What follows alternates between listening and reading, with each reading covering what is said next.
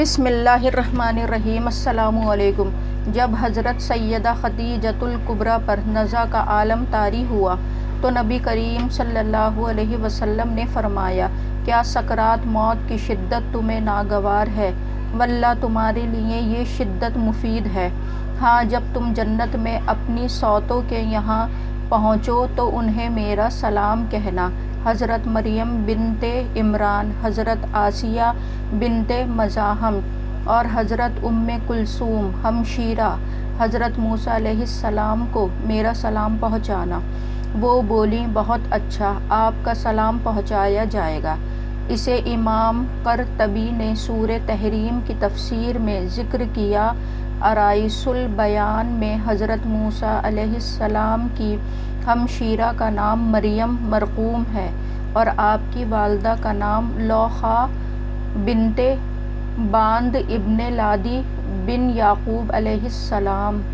حضرت خدیجۃ الکبریٰ کے وصال کے بعد خاتون جنت سیدہ فاطمہ عموماً مغموم رہتی تھیں۔ ایک دن نبی کریم صلی اللہ علیہ وسلم کی خدمت میں آپ نے عرض کیا، ابا جان، مجھے کھانے پینے میں اس وقت تک کوئی فائدہ نہیں ہوگا جب تک آپ حضرت جبرائیل علیہ السلام کے ذریعے مجھے میری والدہ ماجدہ حضرت خدیجہ رضی اللہ تعالی عنہا کی برزخی کیفیت کو واضح نہیں فرماتے۔ چنانچہ نبی کریم صلی اللہ علیہ وسلم نے جبرائیل علیہ السلام سے احوال معلوم کیے تو حضرت جبرائیل علیہ السلام نے کہا، حضرت خدیجہ رضی اللہ تعالی عنہا حضرت سیدہ سارہ اور حضرت سیدہ مریم کے درمیان بڑی عظمت و برتری کے ساتھ جلوہ افروز ہیں۔ حضرت ام المومنین حضرت عائشہ صدیقہ رضی اللہ تعالی عنہا فرماتی ہیں، نبی کریم صلی اللہ علیہ وسلم حضرت ام المومنین خدیجۃ الکبریٰ رضی اللہ تعالی عنہا کا بکثرت تذکرہ فرمایا کرتے اور ان کے مدارج کی ترقی کے لیے دعائیں فرمایا کرتے۔ ایک دن حضرت خدیجہ رضی اللہ تعالی عنہا کا ذکر فرما رہے تھے تو میں نے عرض کیا، آپ کو اس ضعیفہ سے بہتر خاتون اللہ تعالیٰ نے عطا فرما دی ہے۔ یہ سنتے ہی آپ نے ناپسندیدگی کا اظہار فرمایا، جس کے باعث مجھے بہت ندامت ہوئی۔ میں نے معافی طلب کی اور عرض کیا، آپ اپنی ناراضگی دور فرمائیں، آئندہ کبھی ذکر خیر کے سوا آپ کی خدمت میں کوئی اور بات نہیں کروں گی۔ آپ صلی اللہ علیہ وسلم نے میری معذرت پر اظہار فرماتے ہوئے کہا کہ وہ تو اس وقت ایمان سے سرفراز ہوئیں جب کفار مکہ مجھے ایذائیں دے رہے تھے۔ انہوں نے مجھے ان نازک ترین لمحات میں پناہ دی جب کہ مشرکین میری جان کے در پہ تھے۔ انہوں نے میری ایسے زمانے میں تصدیق کی جبکہ اہل مکہ میری تکذیب کر رہے تھے۔ حضرت خدیجۃ الکبریٰ کے لیے دعائیں فرماتے، کبھی نہ اکتاتے۔ امہات المؤمنین میں آپ بلحاظ فضل و شرف ممتاز ہیں۔ چنانچہ شب معراج جب آپ جنت کی سیر فرما رہے تھے تو اس میں ایک عظیم محل دیکھا جو حد نظر تک وسیع و کشادہ ہے۔ اس میں ایسی اشیاء رکھ دی گئی تھیں جو نہ کسی آنکھ نے دیکھی، نہ کانوں نے سنی اور نہ ہی کوئی انسان اپنے دل میں تصور و خیال لا سکتا ہے۔ آپ نے دریافت فرمایا، یہ کس کا محل ہے؟ آواز آئی، یہ حضرت خدیجۃ الکبریٰ رضی اللہ تعالی عنہا کا محل ہے۔ آپ نے فرمایا، میں انہیں ہدیہ پیش کرتا ہوں کہ اللہ تعالی نے مال دنیا کے مال بدلے جنت میں محل عطا فرمایا۔ امام طبری علیہ الرحمہ زہری اور حضرت قتادہ سے مروی ہیں کہ عورتوں میں سب سے پہلے حضرت سیدہ خدیجۃ الکبریٰ رضی اللہ تعالی عنہا ایمان لائیں۔ نبی کریم صلی اللہ علیہ وسلم نے ماہ رمضان المبارک میں پیر کے دن اپنی بعثت کا اعلان فرمایا۔ حضرت خدیجۃ الکبریٰ نے اسی روز ہی آپ کی نبوت و رسالت کی تصدیق کی اور ایمان کا شرف پایا۔ نبی کریم کا ماہ رمضان المبارک میں معمول تھا کہ غار ہرا میں جا کر مصروف عبادت رہتے۔ جب میں مہینہ گزر جاتا تو آپ مکہ مکرمہ تشریف لے آتے۔ گھر جانے سے قبل بیت اللہ شریف کا 7 بار طواف کرتے۔ جس سال آپ مبعوث ہوئے اور اعلان نبوت و رسالت کا فرمان جاری ہوا، اس وقت آپ غار ہرا میں جلوہ افروز تھے۔ حضرت جبرائیل علیہ السلام اللہ تعالیٰ کے علم سے آپ کی خدمت میں وحی لے کر حاضر ہوئے۔